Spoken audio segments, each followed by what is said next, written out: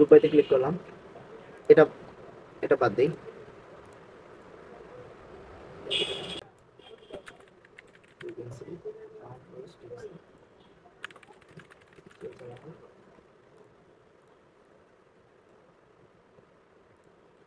এবার দেখেন তো দেখা যাচ্ছে কিনা। হ্যালো, ফ্রিকোয়েন্সি আছে প্লাস হলো টোটাল সেল। হ্যাঁ, একটু আগে আমরা একটা বেসিক দেখতেছিলাম, যেহেতু এখন আমরা মাল্টিপল ডাটা সেট মাল্টিপল কলামের উপর বেস করে করতেছি। এখন আমরা চাইলে মাল্টিপল জিনিসগুলো, যেমন হচ্ছে এখানে কিন্তু আমরা একটু আগে ফ্রিকোয়েন্সি দেখতেছিলাম, রাইট? কিন্তু এখন আমি ফ্রিকোয়েন্সি না, আমরা চাই টোটাল সেলস অ্যামাউন্টটাও থাকুক, কত টাকা সেল হয়েছে। তো কি সমস্যা হয়েছিল তখন হচ্ছিল না আমার একটু আচ্ছা, দেখেন যদি গ্রুপ এখানে আমরা একটু দেখি, আমরা একটু কাটি, এটাই কাটি। আমরা যেটা প্রবলেম হয়েছিল, আমি হচ্ছে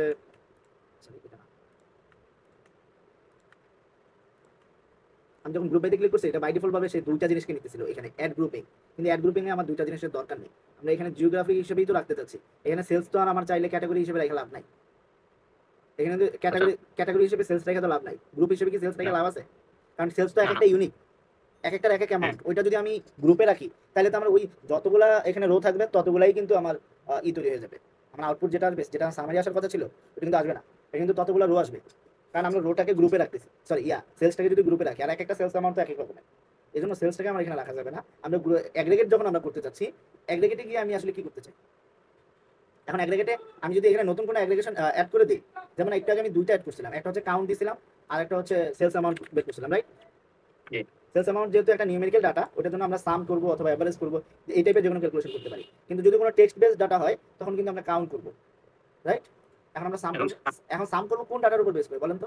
সেলস এজন্য সেলস ইকুয়াল টু, আর এটার একটা নাম দিতে পারি, টোটাল সেলস। ওকে, আর উপরে যে গ্রুপে নিচে কি ছিল যে একটা ওই এটা হচ্ছে ফ্রিকোয়েন্সি, এটা হচ্ছে ফ্রিকোয়েন্সি রাখতে পারি। ফ্রিকোয়েন্সি মানে হচ্ছে ওইটাই কতবার আসছে, ওই কান্ট্রিটা কতবার আসছে। ওই যে অ্যাড গ্রুপিং আছে সেটা কিছু করা লাগবে না উপরে আর উপরে না, ওইটা তার কিছু করা লাগবে না। ওইখানে যদি অন্য কোনো কোনো কিছুর উপর বেস করে দিই, আমি যদি প্রোডাক্টের উপর বেস করে দিই, তাহলে হইতে পারে। আচ্ছা, প্রোডাক্ট দিতে পারি, কিন্তু আমি সেলসকে দিব না এখানে, প্রোডাক্ট দিতে সেলস পারি। নিজে সবই ইউনিক। না, কারণ সেলস তো নিজেই এক একটা রোতে আসে, তখন ওইটাকে যদি আমি গ্রুপে রাখি, তাহলে ঝামেলা করবে। এখন দেখি, এখন এভাবে রেখে হ্যাঁ, এখন প্রোডাক্টও দেখা যাবে একটা জায়গায়, একটা কলামে, আর একটা জায়গায় হচ্ছে জিওগ্রাফি দেখা যাবে। ওকে, এই যে দেখেন, এই রাজবেরি ইউএসএ তে 44 বার আছে, ঠিক আছে? প্রতিটা জায়গায় কতবার আসে সেই অনুসারে আসে, যদিও কম, যেহেতু আমি দুইটা দিছি। আমি কিন্তু প্রোডাক্টও দিছি। এখন প্রোডাক্ট কিন্তু 6টা কান্ট্রিতেই অনেকবার করে করে আসতেছে, আর এখানে প্রোডাক্ট তো মোটামুটি অনেকগুলো ছিল, রাইট? ওকে, এখন কি বুঝছেন? হ্যাঁ ক্লিয়ার। আমরা যদি এখন রিজন প্রোডাক্টের উপর বেস করে করি, এখন চাইলে শুধু প্রোডাক্ট দেখবো আর হচ্ছে সেলস দেখবো, বুঝতে পারেন? এটা শুধু প্রোডাক্ট এবং সেলস, এটা দেখতে চাই। গ্রুপ বাইতে ক্লিক করবো, এই সেলসটাকে এখানে রাখা যাবে না, এটা এটা বলেছে, শুধু প্রোডাক্ট থাকবে। প্রোডাক্টটা যেহেতু একটা নিজে একটা টেক্সট বেস, অর্থাৎ কোয়ালিটেটিভ ডাটা। সেলসটা না অটোমেটিক চলে আসছে কিভাবে বানাবো এই যে ডিফল্ট অটোমেটিক্যালি এখানে দেখায়, এই যে অ্যাড গ্রুপিং এর এখানে অটোমেটিক্যালি সেলসটাকে দেখায়, যেহেতু আমি সিলেক্ট করছি এজন্য দেখা যাচ্ছে। বাট এটা আমার রিমুভ করে দিতে হবে, এটা রাখা যাবে না। এই কাউন্ট কোনটার জন্য কাজ করবে বলেন তো? কারণ কিন্তু ওই যে টেক্সটের জন্য কাজ করবে, প্রোডাক্টের জন্য কাজ করবে। এই কাউন্ট রোজ যেটা আছে, এটা কিন্তু প্রোডাক্টের জন্য কাজ করবে। এখন অ্যাড অ্যাগ্রিগেশনে গিয়ে আমি হচ্ছে দেব, কোনটা দিব? আমি হচ্ছে sales amount, total sales amount দিব। নিউ কলাম নেম ফ্রিকোয়েন্সি ডাটার কাছে না প্রোডাক্ট নেম আচ্ছা, দিতে না। ফ্রিকোয়েন্সি যদি আমি না রাখি, না রাখলে না রাখতে পারি, সেটা কোনো সমস্যা না। আমি যদি শুধু দেখতে চাই, সাম দিতে চাই, সাম কোনটা সেলসের, যদি আমি এটা দেই, তাহলে আমি কোনো ফ্রিকোয়েন্সি আসবে না, শুধু কি আসবে? প্রোডাক্টের লিস্ট আসবে আর প্রোডাক্টের টাকা আসবে, মানে কোনটার কত টাকা সেল হইলো এটা আসবে, তখন আর ওই ফ্রিকোয়েন্সিটা আসবে না। এখন দেখেন, শুধু প্রোডাক্টের নাম অনুসারে তার সেলস অ্যামাউন্টটা কত সেটা দেখাচ্ছে। তারপরে রিপ্লেস তো করতে পারবো, রাইট? কোনো ডাটা রিপ্লেস করতে চাইলে, কোনোটার পরিবর্তে অন্য কোনো ডাটা বসাইতে চাইলে, সেটা আমরা রিপ্লেস করতে পারবো। ওই লেখাটা লিখে দেবো, যেটা আমরা এক্সেলেও করি, ওয়ার্ডে করি, মনে আছে তো না?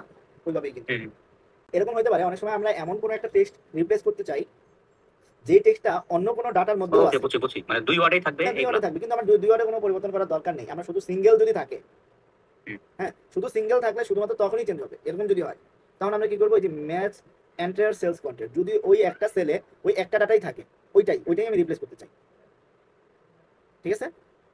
তখন আমরা সেটা হইতে পারি। আর নর্মালি রিপ্লেস দিলে কিন্তু ওই অন্য যে ডাটাটার মধ্যে আছে সেটার মধ্যেও কিন্তু রিপ্লেস হয়ে যাবে অটোমেটিক্যালি, তখন তো সেটা আরো প্রবলেম ক্রিয়েট করবে। আমরা প্রবলেম কমাইতে গিয়ে আমরা যদি প্রবলেম বাড়াই ফেলি, তাহলে ঝামেলা, বুঝছেন? এটা এক্সেলের ক্ষেত্রেও কিন্তু জায়েজ, এক্সেলেও কিন্তু সেম জিনিসটাই আছে, অ্যাডভান্স আছে, ক্যালকুলেশন কিন্তু যাই না কখনো। অ্যাডভান্সে যদি যাই আমরা, এখানে এই দেখেন ফাইন্ড এন্ড রিপ্লেস লেখা আছে,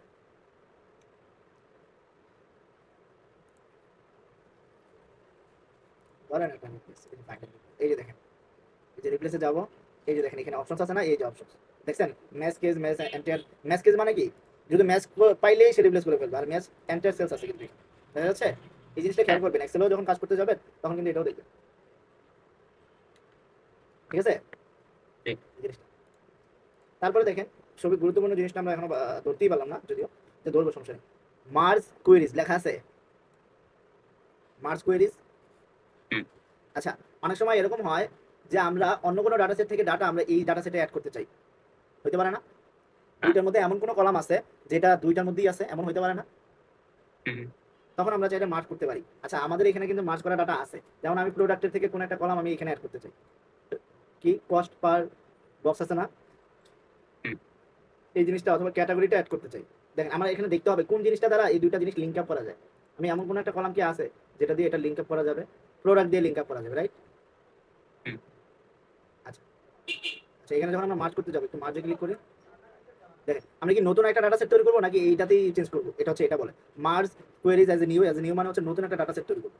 নিউতেই দেই, সমস্যা নেই। এই যে দেখেন তাহলে এটা মানে নতুন করে একটা চেঞ্জ তৈরি হলো না করবো, এটা। এটার মধ্যে চেঞ্জ হবে না, এটার মধ্যে আর কোনো চেঞ্জ হবে না, নতুন করে তৈরি করবো। দেখেন মার্জে যখন আমরা ক্লিক করবো,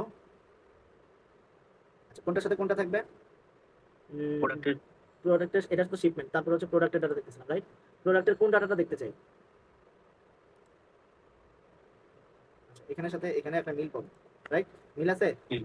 এই যে মিলটা সিলেক্ট করে দিলাম, এখন ওকে করে দেই। দেখা যাচ্ছে কি এই যে দেখেন মার্জ ওয়ান, মার্জ ওয়ানের নামটা চেঞ্জ করে দিতে পারি। এখানে আমরা ধরেন আমাদের মার্জ ফাইল দিলাম, নাম দিয়ে দিলাম মার্জ ফাইল, ওকে। ওইটা কিন্তু শিপমেন্টের এবং হচ্ছে ইসের ডাটা, প্রোডাক্টের Product-এর। ডাটা, কিন্তু এখনো কিন্তু কোনো ধরনের প্রোডাক্টের কলাম আমরা অ্যাড করি নাই। করছি? এখানে কি আছে? এখানে কিন্তু শিপমেন্টের ডাটাই আছে এখন পর্যন্ত। এই যে দেখেন এখানে একটা অপশন আছে, এই আইকনটা দেখা যাচ্ছে কি, হ্যাঁ, হ্যাঁ। এটাকে যখন আমরা ক্লিক করবো, এখানে যখন আমরা ক্লিক করতে যাবো তখন আমাকে সে দেখাবে যে আমি আসলে কোন কোন কলামটা অ্যাড করতে চাই। আমি আসলে অ্যাড করতে চাই, যেহেতু আমার এখানে টোটাল বক্স আছে, আমি কস্ট পার বক্স আছে না যেটা, এই কলামটা আমরা যদি অ্যাড করতে পারি তাহলে আমার জন্য সুবিধা। তাহলে আমি কস্ট পার বক্সটা অ্যাড করে দিই, ওকে। দেখেন দেখা যাচ্ছে কি, হুম। দেখেন এই যে দেখেন রাজবেরি চকের দাম কিন্তু সেম, এমন না কিন্তু চেঞ্জ হয়ে গেছে, দেখছেন? হ্যাঁ। মিল্ক বার্সের দাম কিন্তু সেম। এই যে একলার্সের দাম কিন্তু সেম থাকবে, 6.31 6.31 আছে না? খেয়াল করছেন? হ্যাঁ। এটা কিন্তু ভুল পাওয়ার কোনো চান্স নাই। কিন্তু এই কলামটা কোথেকে আসলো, আমরা অন্য একটা ডাটা সেট থেকে নিয়ে আসলাম। এটা কিন্তু গুরুত্বপূর্ণ, এটা কিন্তু কাজে লাগবেই, এতে কোনো সন্দেহ নাই, বুঝছেন? এটাকে বলা হয় মার্জ করলাম, মাল্টিপল ডাটা সেট থেকে আমরা নিজেদের মতো করে ডাটা নিয়ে নিলাম, একসাথে করলাম। এটা নতুন করে ডাটা সেটের নাম হলো মার্জ ফাইল, ওকে। নাম আপনি যেটাই দিতে চান, কোনো সমস্যা নেই। আর এটা হচ্ছে অ্যাপেন্ড কোয়েরিজ, নাম শুনছেন? অ্যাপেন্ড, না শুনি। অ্যাপেন্ড মানে হচ্ছে আমরা মার্জ করছি কি পাশাপাশি না, লেফটে রাইটে না? জি।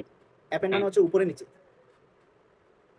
আচ্ছা। উপরে নিচে মানে কি, এখানে একটা Row। শর্ত আছে, যদি আমরা উপরে নিচে ডাটাটা মার্জ করতে মানে ই করতে অ্যাপেন্ড করতে যাই, তখন কিন্তু আমাদের যে কলামের যে হেডিং গুলো আছে সেগুলো কিন্তু সবসময় সেম হইতে হবে, বুঝছেন? মানে একটা ডাটা আচ্ছা। সেটের যে কলামগুলো আছে, হ্যাঁ কোন একটা ডাটা সেটের যে কলামগুলো, ধরেন আমার কাছে 12 মাসের ডাটা আছে, কোন একটা শোরুমের 12 মাসের প্রোডাক্ট সেলসের যে ডাটাগুলো আছে সেই ডাটাগুলো আছে। এখন সেলসের যে ডাটার যে ফরম্যাটটা কি কি থাকতে পারে, সেলস পারসন থাকতে পারে, রাইট? তারপর কি থাকতে পারে, সেলস আইডি থাকতে পারে, সেলস কোয়ান্টিটি থাকবে, সেলস অ্যামাউন্ট থাকবে, তাই না? এটা একটা ফরম্যাট, হুম। এটাই তো। হুম। ধরেন জানুয়ারি মাসে একটা ফরম্যাট, সেম ফরম্যাটই কিন্তু ফেব্রুয়ারি মাসে থাকবে, মার্চ মাসে থাকবে, ফরম্যাটটা চেঞ্জ হবে না, হয়তো ভ্যালুর ক্ষেত্রে কম বেশি থাকতে পারে, কোনোটাতে কম কোনোটাতে বেশি থাকতে পারে না, কিন্তু ফরম্যাটটা হুম। সেম, একটা ডাটা সেটের ফরম্যাট সেম থাকবে। এখন এই যে সেম থাকা, তখনই কিন্তু আমরা অ্যাপেন্ড করতে পারবো, ওকে। এখন ধরেন কোন একটা ডাটা সেট থেকে আরেকটা ডাটা সেট থেকে আমি ইম্পোর্ট করতে চাচ্ছি, ধরেন এই ডাটার মধ্যে আমি এক্সাম্পলটা দেখাচ্ছি, মার্চ ফাইলটা করলাম না, এটা আমি রিমুভ করে দিই। এই যে এই ফরম্যাটটা কিন্তু সেম আছে, রাইট? হ্যালো, সেম বলতে? এই যে এইখানে যে ডাটা সেটটা আছে, এই যে মার্চ ফাইলে হুম। এই সেটে যে কলামগুলো আছে না, সেলস পারসন, জিওগ্রাফি, তারপর প্রোডাক্ট ডেট আছে না, হ্যাঁ। এটা একটা ফরম্যাট। এখন আমি চাচ্ছি এই শিপমেন্টের যে ডাটাগুলো আছে না, এই ডাটা তো সেমই, যদি আমি কপি করে আনছি বা মার্চ করছি, রাইট? কিন্তু আমি চাচ্ছি হ্যাঁ। এই ডাটাগুলো আবার এই ডাটার নিচে নিচে বসবে, ডাবল হবে আর কি।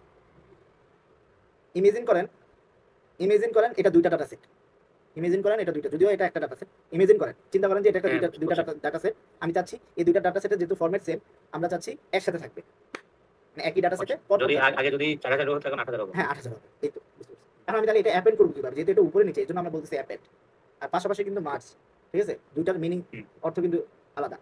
মার্জের ক্ষেত্রে কলাম সেম হইতে হবে এমন কোনো কথা নাই, একটা ইউনিক কলাম থাকলেই হবে, ঠিক আছে? কিন্তু অ্যাপেন্ডের ক্ষেত্রে কিন্তু কলাম সবগুলোই সেম হতে হবে, আদারওয়াইজ মিলবে না তো। এখন আমরা দেখি অ্যাপেন্ডে, দেখেন এটার ক্ষেত্রেও সেম ভাবে অ্যাপেন্ড অ্যাজ এ নিউ, যদি নতুন কোনো অ্যাপেন্ডিং করতে চাই সেটা আসবে, আর অ্যাপেন্ড কোয়েরিজ যদি দেই তাহলে এটার মধ্যে ইমপ্লিমেন্টেশনটা হবে।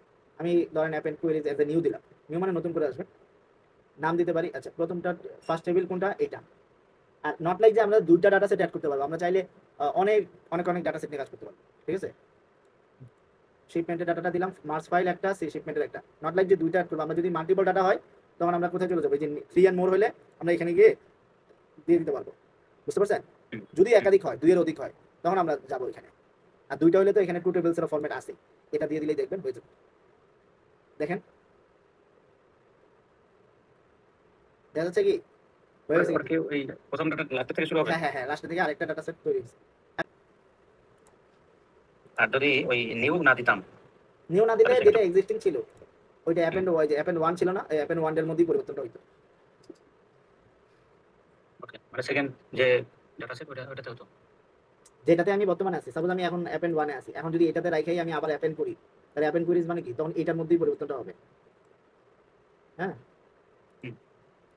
যে শুধু এটার মধ্যেই পরিবর্তনটা হবে। এটা হচ্ছে তখন 1 নিয়ে নেবে, অ্যাচিভমেন্টটা দিয়ে দিবে 2। এই যে এটার মধ্যে আবার আরেকটা অ্যাড হয়েছে, হুম। এটার মধ্যে অ্যাড হয়েছে, নতুন করে অ্যাড হয়নি।